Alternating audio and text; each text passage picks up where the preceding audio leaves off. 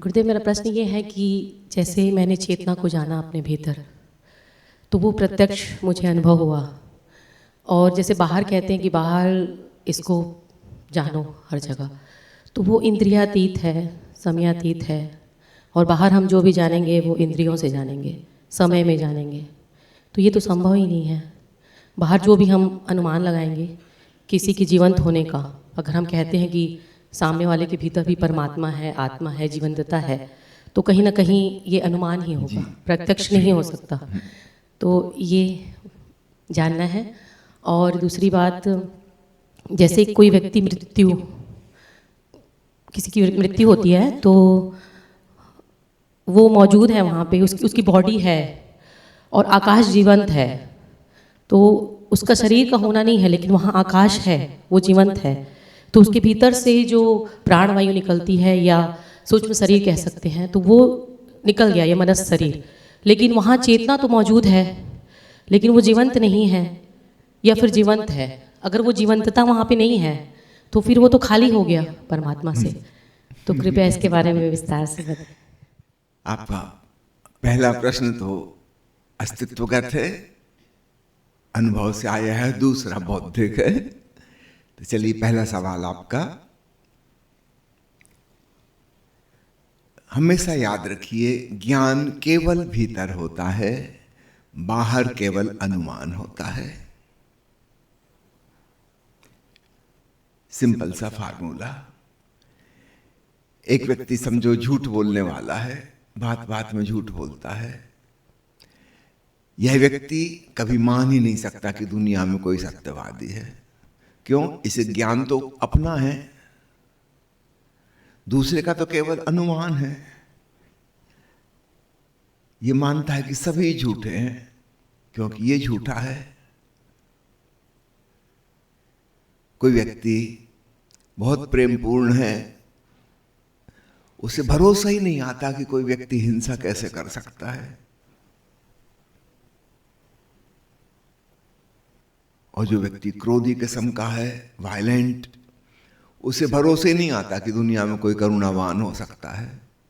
वो कैसे भरोसा करे? उसका अपना ज्ञान उसे बता रहा है कि सभी आदमी ऐसे होंगे, ये उसका अनुमान है। तो यही बात गहरे से गहरे तल पर लागू होती है। हमारे जो विचार हैं, हमारे जो भाव हैं, हम उन्हीं को प्रक्षेपित करते हैं दूसरों पे। ठीक वही बात फिर अपने मन के पार जब हम जाते हैं चेतना में, तो भीतर तो बिल्कुल प्रत्यक्ष पता चल रहा है कि कॉन्शियसनेस है। यह बिना इंद्रियों के पता चल रहा है। आप एक कल्पना करें, आप एक बिल्कुल घनघोर अंधेरी रात में बंद कमरे में बैठे हैं, अमावस की रात, कहीं कोई रोशनी नहीं है, आपको कुछ भी दिखाई नहीं दे रहा है, और आपसे मैं पूछूं कि बताइए आप हैं कि नहीं, तो आप कहोगे हूं।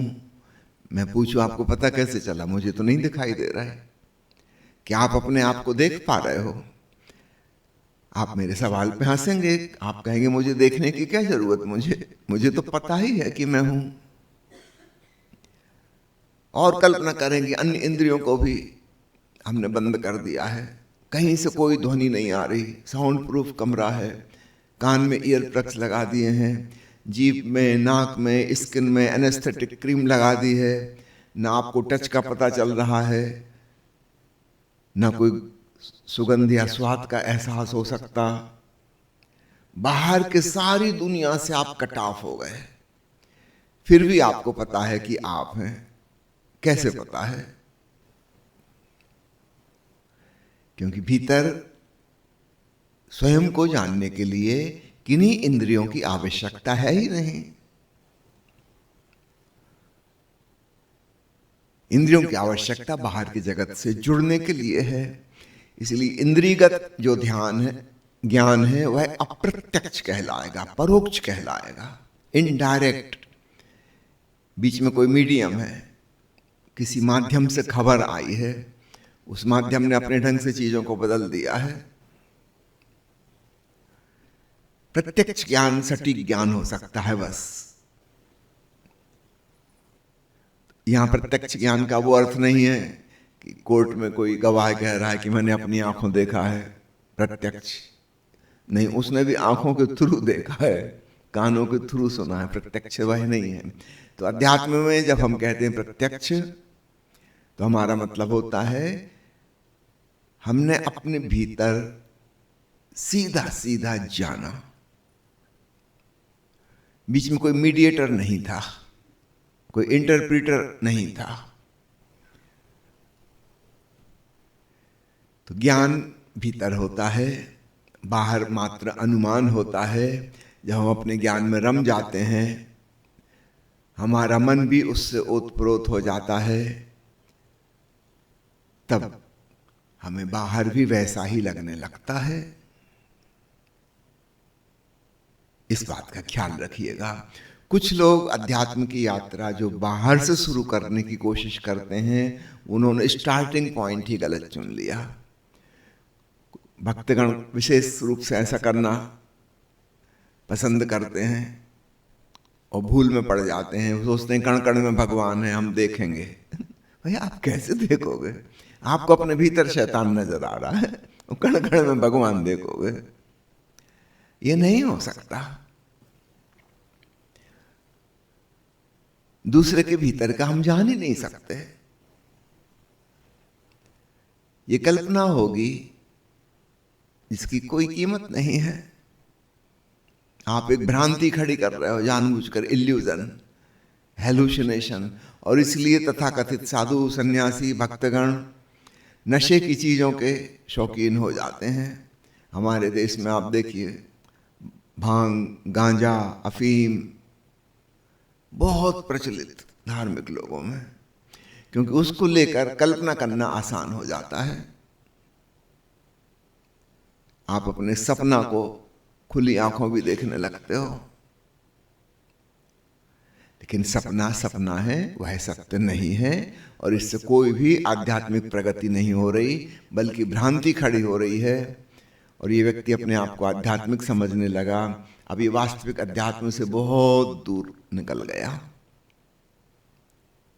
इसके भीतर जिज्ञासा भी नहीं बची। इसको तो लगता है मैंने पा लिया। मंत्र के रिपीटिशन के द्वारा कोई इसी प्रकार की हिप्नोसिस पैदा कर सकता है। लगातार कोशिश करता रहे, एक ही चीज जपता रहे कि सब में भगवान है, सब में भगवान है, उसको लगने लगेगा ऐसा है। एक दिन ये मंत्र जाप बंद कर दे, खत्म हो जाएगा।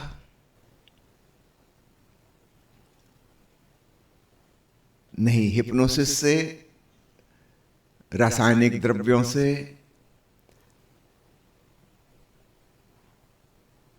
जो अनुभव हो रहा है वह बिल्कुल झूठा अनुभव है। और इसलिए अध्यात्म का वास्तविक मार्ग अपने भीतर से होके ही जाता है। ध्यान प्रथम, पहले अपने भीतर को तो जानो। ये ऐसे हुआ जैसे कोई बूंद खुद के भीतर जाए और अपने भीतर के H2O तत्व को पहचान ले, और फिर बाद में बाहर की सारी बूंदों को, सरोवर को, नदियों को, झरनों को, सागर को, सबको वह कह सके कि सब में H2O है। उसने जा के एक एक के भीतर टेस्ट नहीं किया है H2O। अपने भीतर जानना है बस। दूसरी बात इसमें जोड़ना चाहूंगा, बाहर जो कुछ भी है वह विज्ञान का क्षेत्र है, अध्यात्म का नहीं है। अंतस में जो है वह अध्यात्म का क्षेत्र है, वहां विज्ञान की पहुंच नहीं है। अब बड़े कंफ्यूजन और विवाद कहां खड़े होते हैं, जब आध्यात्मिक लोग बाहर की दुनिया के बारे में कुछ कहने लगते हैं। ये उनका फील्ड ही नहीं था, उन्हें कहने का कोई हक नहीं है। या इसका उल्टा, जब वैज्ञानिक घोषणा करने लगते हैं उस क्षेत्र की जो कि उनका क्षेत्र ही नहीं है। कोई वैज्ञानिक कहने लगे कि कहीं कोई परमात्मा नहीं है, ये आउट ऑफ हिज फील्ड जा रहा है, ये कहने का उसे हक नहीं है। उसने अपनी आत्मा को नहीं जाना, आत्मा का परम रूप परमात्मा को कहां से वह जानेगा। ये किसी वैज्ञानिक विश्लेषण की वस्तु नहीं है, कहीं प्रयोगशाला में दूरबीन से या माइक्रोस्कोप से खोजबीन की जाए जिसकी।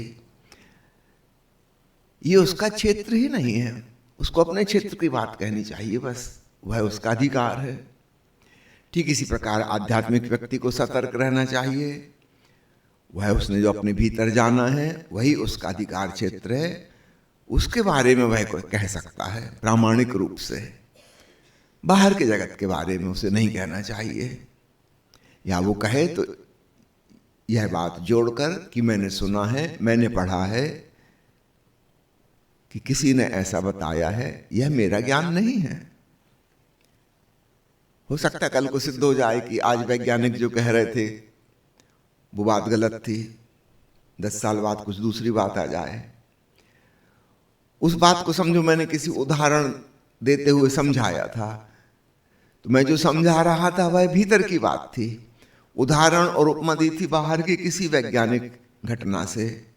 10 साल बाद हो सकता है वह घटना गलत साबित हो जाए और नए उपकरण बन जाएं और बेहतर खोजबीन हो, पता चले कि वो सिद्धांत गलत था। इसलिए मैंने जो बात बताई थी भीतर की, वह गलत नहीं हो जाती। हाँ, उपमा गलत हो गई। वह उपमा, वह उदाहरण विज्ञान का जो मैंने दिया था वह मेरी खोजबीन नहीं थी, उसका सहारा लिया था भीतर की एक बात को समझाने के लिए। इस बात को खूब याद रखना। बाहर वालों को भीतर के बारे में कुछ नहीं कहना चाहिए, भीतर वालों को बाहर के बारे में कुछ नहीं कहना चाहिए, क्योंकि वो उनका क्षेत्र नहीं है। हाँ, हम एक सुंदर भविष्य की कल्पना कर सकते हैं जब ऐसा दिन आए कि वैज्ञानिक आध्यात्मिक खोजी भी बने और आध्यात्मिक व्यक्ति वैज्ञानिक अनुसंधान में भी रुचि ले। ओशो जैसे झोरवादी बुद्धा कहते हैं, वह ध्यानी और विज्ञानी का मिलन हो। और ये दोनों बातें, ध्यान और विज्ञान, जिस मूल चीज से आरंभ होते हैं उसका नाम है जिज्ञासा, जानने की इच्छा। जानने की इच्छा जब बहिर्मुखी हो जाती है तो वह वैज्ञानिक खोजबीन में लग जाती है। जानने की इच्छा जब स्वयं के ऊपर आ जाती है तो वह आत्मा परमात्मा की खोज में लग जाती है। जानने की इच्छा तो वही है। धीरे धीरे वैज्ञानिकों को समझना चाहिए, बड़े बड़े वैज्ञानिकों की समझ में आने भी लगा है कि हमने बाहर पदार्थ के बारे में, जगत के बारे में, प्रकृति के नियमों के बारे में खूब खोजबीन कर ली, लेकिन हमारे जीवन में कोई शांति और आनंद और संतोष तो नहीं हुआ। तो समथिंग इज मिसिंग।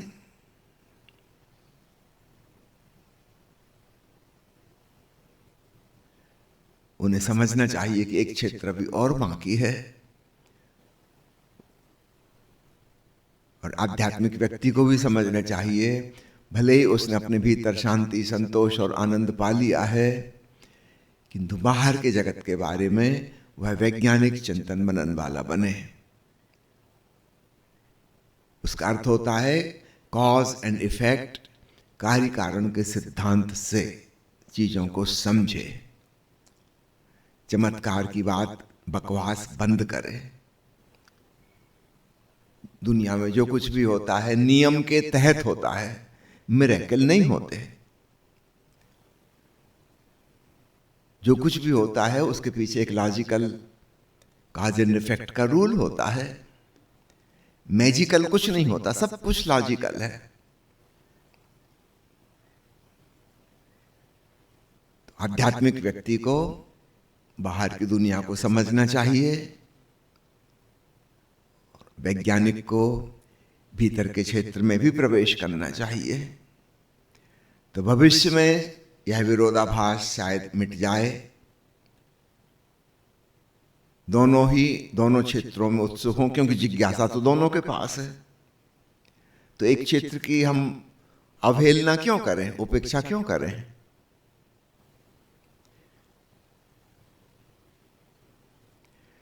दूसरा सवाल आपका,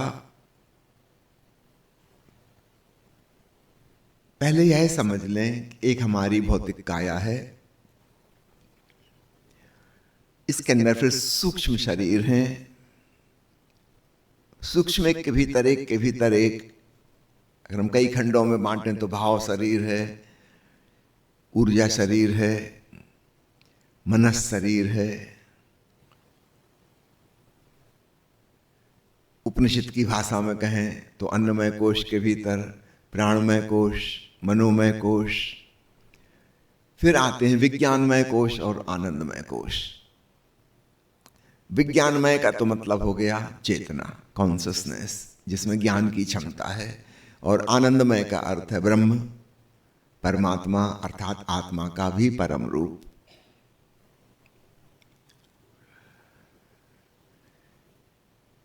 जिन्हें हम सूक्ष्म शरीर कह रहे हैं वो बीच की चीजें हुई, उसमें मन आ गया, मन के संस्कार आ गए, स्मृतियां आ गईं, भावनाएं आ गईं, धारणाएं आ गईं, विश्वास आ गए। एस्ट्रल बॉडी जो सूक्ष्म ऊर्जा से बनी हुई है, जीवन ऊर्जा, बायो एनर्जी जिसको कह लें, वह आ गई।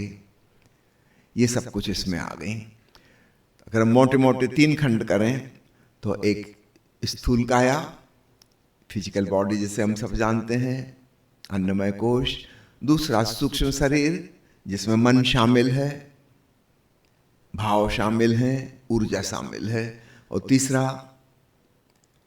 आत्मा जो कि परमात्मा से जुड़ी है, उसका एक छोटा सा हिस्सा जो इस शरीर के साथ काम कर रहा था।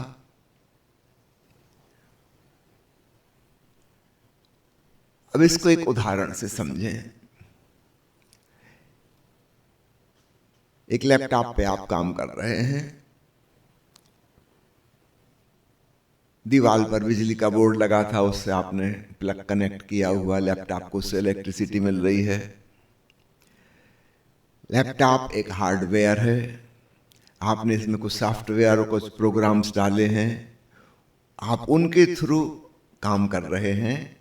काम जो हो रहा है वह हार्डवेयर में हो रहा है, किंतु उस काम को करने वाली सॉफ्टवेयर है। वो सॉफ्टवेयर हमें दिखाई नहीं दे रही कहाँ है, लेकिन उसके बिना अकेला कंप्यूटर कुछ भी ना कर पाएगा। वो एप्स पीछे हैं, अदृश्य एप्स, और उनके पीछे भी बिजली का जाल, विराट जाल। आपके घर में जो मीटर लगा है ये छोटा सा हिस्सा है,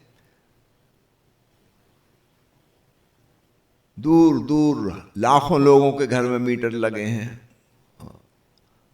हमको पता भी नहीं है वो सब कहां से बिजली सप्लाई हो रही है। कहीं दूर बिजली पैदा की जा रही, वहां से आ रही है। हमारे लैपटॉप के टूट जाने से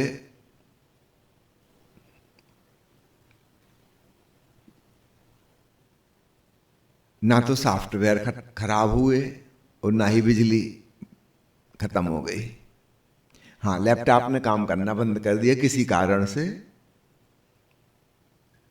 चाहे वो टूट गया या पुराना हो गया, खराब हो गया, जरा जीर्ण हो गया, समथिंग वेंट रॉन्ग, उसका हार्डवेयर में कुछ गड़बड़ आ गई, कोई अंग काम नहीं कर रहा।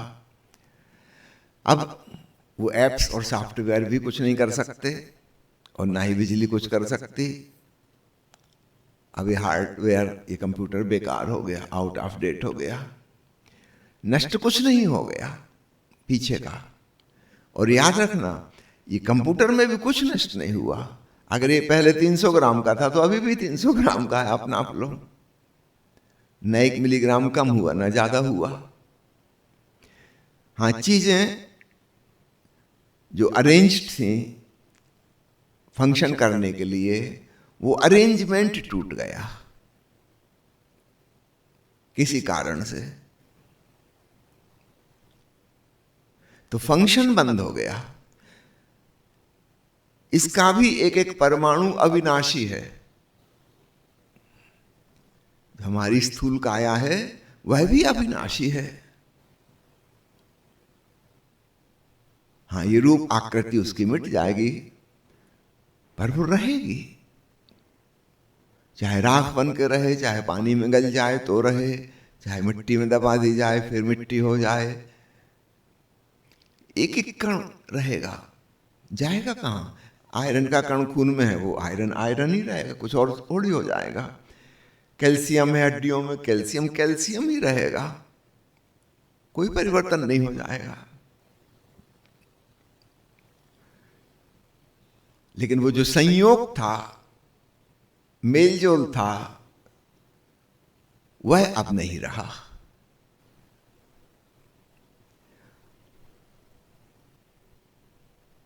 आप अपने मोबाइल से किसी को मैसेज भेजते हैं, आपने कोई चीज ठोस रूप से जाती हुई देखी क्या?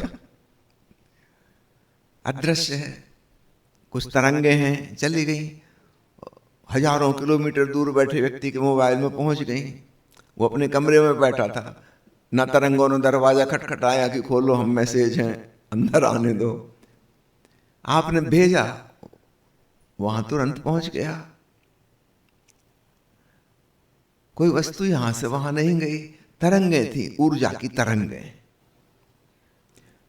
और तरंग में याद रखना कोई वस्तु नहीं जाती, बस अप्स एंड डाउन्स वाइब्रेशन होते हैं। पानी में आप देखो लहर उठ रही है तो ऐसा लगता है कि हमारी तरफ आ रही है, ये हमारी भ्रांति है कि हमारी तरफ आ रही है। जो पानी जहां था वो वहीं ऊपर उठा और वहीं नीचे गिरा, उसके नीचे गिरने से बगल वाला पानी को धक्का लगा, वो ऊपर उठा अपनी जगह, फिर अपनी ही जगह नीचे गिरा। कोई पानी आगे नहीं बढ़ रहा है, जहां था वहीं लहरा रहा है। तो तरंगे ऐसी हैं, जिस हवा से वो गई, कोई हवा को नहीं ले गई और पहुंच गई। और कितनी ही दूर पहुंचने में उन्हें कोई समय नहीं लगता। तो सूक्ष्म शरीर इस प्रकार का है, वह सूक्ष्म है, उसके आने जाने में कोई समय और स्थान की जरूरत नहीं पड़ती, कहीं से भी कहीं पहुंच सकता है तुरंत। मनुष्य होना तीन चीजों का संयोग था, स्थूल काया, सूक्ष्म काया और उसके पीछे चेतना। चेतना कनेक्ट नहीं हो सकती स्थूल काया से सीधी, बीच में सूक्ष्म शरीर चाहिए उसके थ्रू। अगर हमने प्लग निकाल दिया है तो अब कितनी ही इलेक्ट्रिसिटी सारी दुनिया में हो, हम डिस्कनेक्ट हो गए। बिजली नष्ट नहीं हो गई है, लेकिन हमारा यंत्र डिस्कनेक्ट हो गया, अब ये काम नहीं करेगा। अब आत्मा को मैं चाहूंगा आप परमात्मा के रूप में ज्यादा समझें, क्योंकि आत्मा कहने से ऐसा लगता है सेल्फ, स्वयं की, उसमें कुछ मेरापन, अपनापन की भाव आ गई। जबकि सच्चाई ये है कि चेतना किसी की नहीं है, सार्वभौमिक, सर्वत्र है। तो उसको फिर मेरी आत्मा कहने का कोई मतलब ही नहीं बचा। हाँ, जब मेरे मीटर से बिजली आ रही थी निश्चित रूप से, तब हम कह सकते थे उपयोगिता की दृष्टि से कि मेरा मीटर, मेरा इसका जो बिल आएगा, मेरा बिजली का बिल होगा, वो पड़ोसी का नहीं होगा। लेकिन बिजली जो है, अगर उस पर दृष्टि करें, वो न मेरी है, न पड़ोसी की, न किसी की है। ठीक ऐसे ही परम आत्मा, कॉस्मिक कॉन्शियसनेस, विराट चैतन्य, वह सर्वत्र है। उससे जहां जो कनेक्ट हो जाएगा उसी को प्राप्त होने लगेगा। वो जो सूक्ष्म शरीर या कहो सॉफ्टवेयर, जिसमें मन और उसके सारे संस्कार स्मृतियों सहित चले गए। याद रखना, ब्रेन तो यहां रह गया, वो तो हमारी खोपड़ी में है, वो तो अर्थी पे जलाया जाएगा, नष्ट हो जाएगा, राख बन जाएगा ब्रेन। मन कोई और चीज है जो इस ब्रेन के थ्रू काम करती थी, वो मन चला गया निकल के। अब वो किसी स्त्री के गर्भ में नवनिर्मित हो रहे बच्चे को चुन लेगा, उसमें फिट हो जाएगा। अब सॉफ्टवेयर वहां डाउनलोड हो गई। वह मन उस बच्चे में काम करना शुरू करेगा, उसका ब्रेन यूज करेगा, उसकी बॉडी यूज करेगा, और उसके थ्रू परमात्मा से चेतना आती रहेगी। फिर एक नया मनुष्य हो जाएगा वहां। इस प्रकार यह चल रहा है। इसमें प्रत्येक चीज अपने आप में अविनाशी है।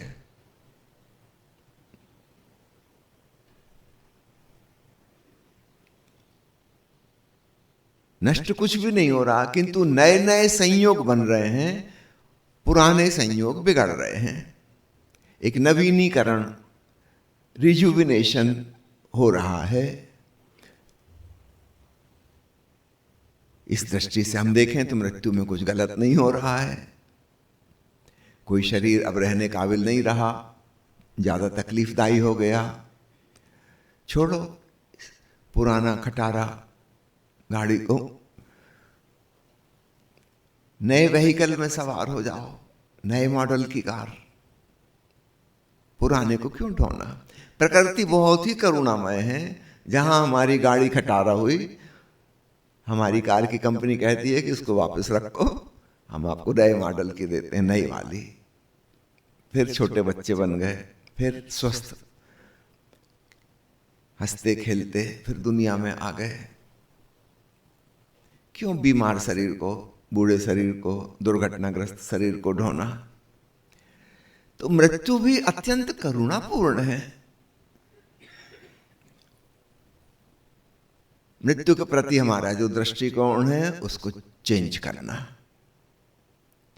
और आत्मा के प्रति भी दृष्टिकोण को चेंज करना। हमें हमेशा लगता है कि मैं, अस्मिता, मेरा होना, मेरी चेतना, गौर से टटोलना, कहां मेरा? आप अपने भीतर खोजेंगे, क्योंकि वहां कोई तेरा नहीं है, दूसरा है ही नहीं, तो फिर जो है उसको मेरा भी कैसे कहो? मेरा तेरा तो वहां होता ना जहां चीजें हम डिवाइड कर सकते, विभाजन रेखा खींचते। आप भीतर कोई विभाजन रेखा खींच ही नहीं सकते। असीम विराट चैतन्य है, कोई और छोर नहीं।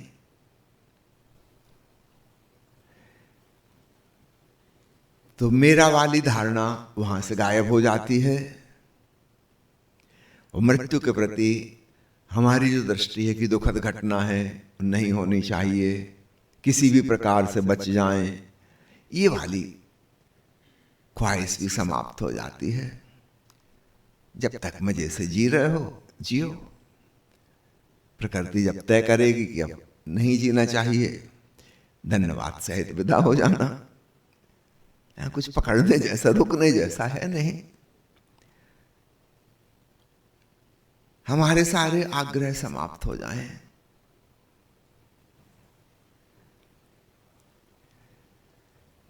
इस बात को आज के उस विषय से भी समझें। हम अकेलेपन और भय की चर्चा कर रहे हैं। जब हम भीतर डूबते हैं तो वहां परम एकांत है। पहले ऐसा लगता है कि एक, बस एक मैं ही हूं। तो और गहरे जाते हैं तो पता चलता है कि इसको एक भी कैसे कहें जहां दूसरा है ही नहीं। तो फिर ऋषियों ने जो वर्ड यूज किए हैं, अनन्यता, अद्वैत, वो ज्यादा सटीक है। तो शुरू में लगेगा एकांत पा लिया मैंने, बस मैं ही मैं हूं। जल्दी पता चलेगा कि ये शब्द तो उचित नहीं। जहां दूसरा, तीसरा, चौथा है ही नहीं, वहां एक का कोई मायना ही नहीं रहा। वो तो रिलेटिव वैल्यू थी उसकी। तब हम विराट असीम चैतन्य को जाने, जहां पे हम मैं शब्द को नहीं लगा सकते। तो ब्रह्म कहें, परमात्मा कहें, अस्तित्व कहें, गॉडलीनेस कहें, व्यक्तिवाची नाम देने की बजाय ज्यादा अच्छा है गॉडलीनेस, डिवाइन एग्जिस्टेंस। इसमें कोई व्यक्ति का ख्याल नहीं आता। Divine existence, full of consciousness, echoing with divine sound. इसमें कहीं मेरा भी ख्याल नहीं आता, दूसरे का भी ख्याल नहीं आता। ये ऐसे हुआ जैसे आप अपने कुएं में उतरे, पहले जिसको आप अपने मेरे कुएं का पानी कह रहे थे, बाद में पता चले यार ये तो विराट भूमिगत जल भंडार है। अब इसको मेरे कुएं का पानी कहना ठीक नहीं, ये तो पूरी पृथ्वी में है। तो हमें भीतर से पता चल गया कि बाकी सब कुओं में भी यही पानी मौजूद है। हमने जा जाके एक एक कुएं में नहीं झांका।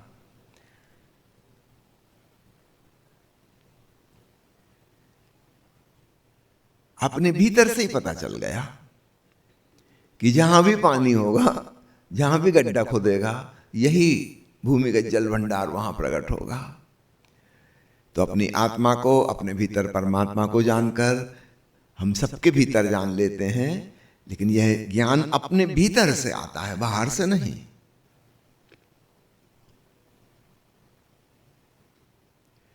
भय विदा हो जाता है। सभी भयों के पीछे, चाहे वो छोटे मोटे भय हों, उनके पीछे वास्तव में मृत्यु का ही भय है। कोई दोस्त आपसे झगड़ा कर लिया, दुश्मन हो गया, कि पत्नी छोड़ के चली गई, कि पति ने तलाक दे दिया, कि बच्चे नाराज हैं, अलग रहने लगे, कि दिवालिया निकल गया, पैसे कम हो गए। ये जो डर हैं, इनके और पीछे गौर से देखें कि हम इस बात से क्यों डरते हैं। हमने मृत्यु के खिलाफ इंतजाम किया था। हमने सोचा था हमारे पास इतना बैंक बैलेंस है, इतना मजबूत मकान बना लिया है, इतने हमारे दोस्त हैं, घर गृहस्थी है, परिवार है, समाज है, हम किसी संस्था के मेंबर हैं, ये सब चीजें काम आएंगी, हमारी रक्षा करेंगी। मृत्यु के खिलाफ हमने एक रक्षा कवच तैयार किया है। गौर से देखेंगे, खूब हंसी आएगी।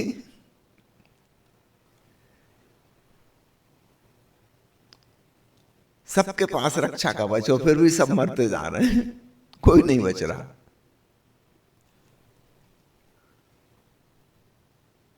और इस रक्षा कवच को तैयार करने में अपनी जिंदगी ठीक से जी भी नहीं पा रहे। और रक्षा कवच तो काम नहीं आता, छुटपुट काम आ सकता है, कोई खास उसका रोल है नहीं। जब मृत्यु आती है, कोई भी चीज काम नहीं आएंगी।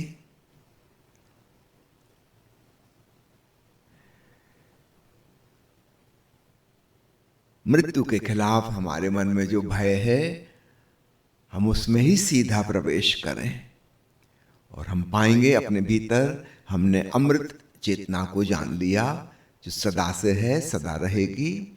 और फिर शरीर रहे कि खो जाए, यह बात सेकेंडरी हो जाती है, प्राइमरी नहीं। हाँ, शरीर के प्रति हमारे मन में सम्मान है, आदर है, उसकी केयर लेंगे, जब तक है पूरी देखभाल करेंगे, बहुत प्रेम से, आदर से। लेकिन कोई पकड़ नहीं है, कोई आग्रह नहीं है कि जबरदस्ती लंबा खींचे। सारी बात बदल जाएगी, क्योंकि वो भय विदा हो गया।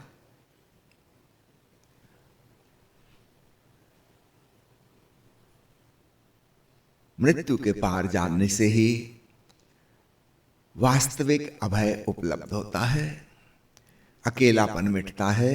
और मैं तो आपसे ये भी कहूंगा कि एकांत भी मिट जाता है।